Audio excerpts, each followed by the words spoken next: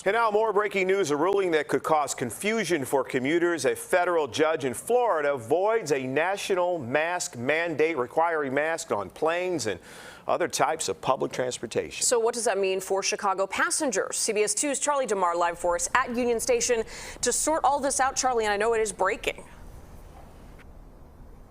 And Jim and Marie, still not a whole lot of clarity of what this exactly means after that Florida judge voided the federal mask mandate, which of course applied to airplanes, buses, and trains. And this, of course, comes less than a week after the CDC decided to extend the mask mandate until the first week of May. But here's what we know about that ruling that came down earlier today in Florida. The decision was made today by a federal judge in Tampa, Florida, ruling that the Center for Disease Control and Prevention improperly failed to justify its decision and did not follow proper rulemaking when it came to the mask mandate.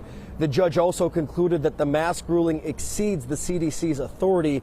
Now, airline executives, they have been lobbying for an end to mask mandates on airplanes as most states have rolled back their masking requirements for indoor settings.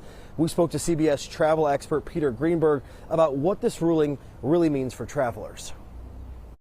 In that decision, it's now started a scramble in the executive suites of every U.S. airline to try to figure out what the proper response will be to travelers as of now.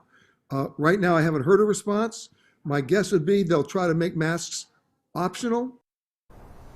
Now, it's unclear if the U.S. government will appeal this decision. We did check in with both Metro and Amtrak. They say as of now, they have not made any changes to their current masking policy. Same goes for the Chicago Department of Aviation. They are not changing their masking policy, at least at this moment. Now, we're still waiting to hear back from several major airlines along with the CTA about any changes that they plan to make. The TSA tonight declining to make a comment, at least for right now. We are live tonight from Union Station. Charlie DeMar, CBS 2 News.